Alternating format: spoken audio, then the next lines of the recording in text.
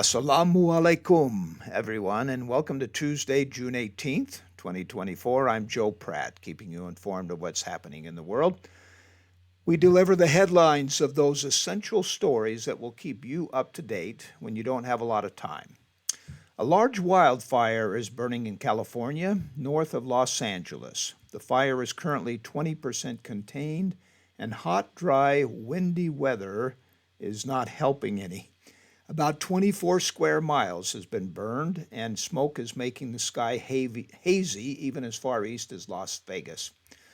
In the economy, retail sales rose a meager 0.1% in May over April. People are still not spending much because of inflation. In a related story, electric car maker Fisker has filed for Chapter 11 bankruptcy. Happy birthday to those of you born on this date. You share a birthday with Forrest Modishaw, NBA Hall of Famer George Meakin, Baseball Hall of Famer Lou Brock, Blake Shelton, Richard Madden, and Paul McCartney, who is 82 today. One type of pollution that is being talked about more and more is plastic pollution. Plastics break down into tiny particles as small as our DNA and small enough to be absorbed through the skin. Many scientists now believe that plastics are a major contributor to disease, ranging from hormonal issues to cancer. And plastic waste is being mismanaged, ending up in our air, water, and soil. The full scope of the damage being done to our environment and our bodies is unknown at this time. Studies are being done all the time. One study was published in the New England Journal of Medicine, and the Minduru Foundation has been indexing over 3,600 studies related to plastics. Norway has launched the first electric self-propelled cargo ship. It takes mineral fertilizer between cities in Norway and saves about 40,000 trips by diesel truck per year. There are places in the United States where crime is up, but on average across the country, most crime statistics are down. The FBI released its crime report for the first quarter of 2024, and it includes data from 18,000 cities and counties and Indian tribes and universities across the country. Murder is down by 26%, rape is down by 25.7%, robbery down 18%. Aggravated assault down 12%, and property crime down by 15%.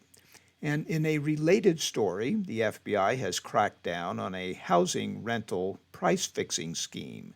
The FBI raided the offices of Cortland, a property management company, and the Arizona Attorney General announced a lawsuit against 9 major rental companies for alleged price fixing.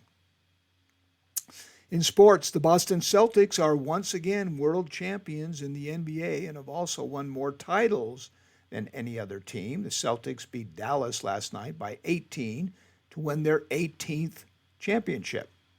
And in track and field, Michael Johnson, an Olympic gold medal winner in 1996, you may remember, is trying to start a track league where people can watch the best track athletes and have these athletes make money like other sports do.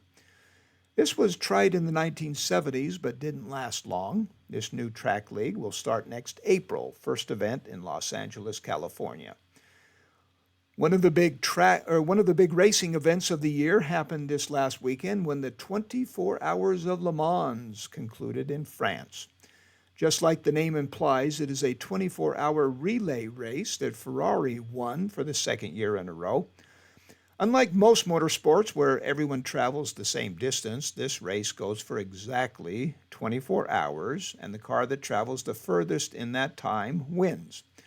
All teams must rotate 3 drivers during the race, and no driver can race for more than 14 hours. Ferrari won it, and Toyota took second. I would like to pay tribute to a young man named Wyatt Chestnut. Wyatt Chestnut from West Virginia is what I personally call a super student. He went from kindergarten to graduating high school and never missed a day of school. 100% attendance, and he holds a 4.2 GPA, higher than the perfect 4.0. He said that when he had just a few sick days, that he would rest his head on his desk at school rather than on his pillow at home.